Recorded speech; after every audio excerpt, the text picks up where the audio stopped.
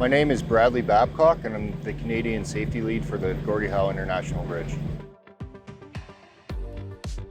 It's making sure construction works well with safety and making sure that processes are followed and procedures are followed to make sure that everybody goes home safely at the end of the day to their families. Safety is a huge component. It's not just the safety team's responsibility, but it's everybody's responsibility on the project here at the Gordie Howe International Bridge. So the vessel is used for the construction survey work. For bridge alignment, we have prisms in the water, located in the water, that is set there by anchors. Those prisms get adjusted on a regular basis to make sure we have proper alignment for future construction work. So we'll be more active on the boat once the bridge starts to go over water, and that's just to make sure that if anybody falls in over the bridge into the water, we can respond accordingly. And we can also let nearby ships know that overhead work is going on to make sure that no dropped objects falls and compromises their activity as well. It's typically an operation that happens in early spring to late fall. Just before the water begins to freeze, we will take the vessel out for maintenance. The length of the vessel will reach just the Canadian side, as the U.S. has their own vessel on the U.S. side to cover their area. So there is fish surveying that goes on that was previously done by our environmental team. They laid 105 minnow traps for species at risk, and they relocate these species at risk for the activity that is ongoing along the seawall. They also have reconstructed with rock along the seawall. They use the boat for turbidity, for measuring turbidity of the water during construction activities along the seawall. The type of emergencies that the vessel may be used for is potential individuals falling into the water, individuals working along the seawall that become encapsulated by the water, and any other emergencies, environmental spills or environmental activities as well.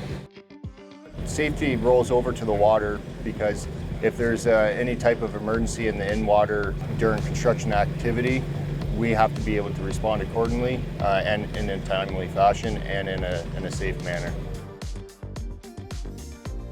Marine operations is critical to the success of this operation for multiple reasons, for environmental purposes, emergency response purposes, and surveying purposes to make sure that there's proper alignment in the bridge. We need the vessel on the water at all times to make sure there's no dropped objects, identification of hazards in the water for nearby ships, to notify nearby ships of any hazards, and to notify them of any overhead activity that could compromise their daily routine. Currently, right now, we have approximately 6 trained operators. They all have to be trained in correspondence to Transport Canada and Industry Canada. There are a couple of certifications that are required to operate that vessel, being that it's a commercial boat.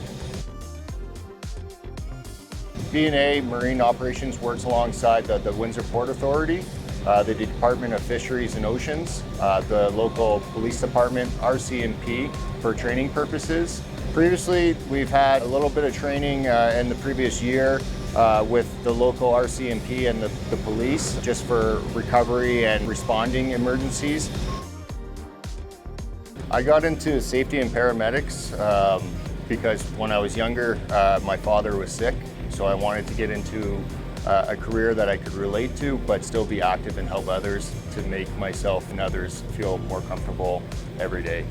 I took that same pride into my work, and safety has allowed me the ability to expand my training and knowledge and education to make myself a better contributing safety person to everyone on this site and everywhere I go where I work. I never thought I'd be working on a project like this in my hometown. I've done a lot of traveling in my career, and I was looking to get out of the traveling, and this just so happened to fall in my hands, and I applied for the position, and here I am today working on the Gordie Howe, which could be one of my greatest dreams, I guess, come true for work. It's amazing. It's, to work on a project like this is a once-in-a-lifetime experience. The people you meet, the experience you get is second to none. It's really a fantastic feeling, and it's hard to explain.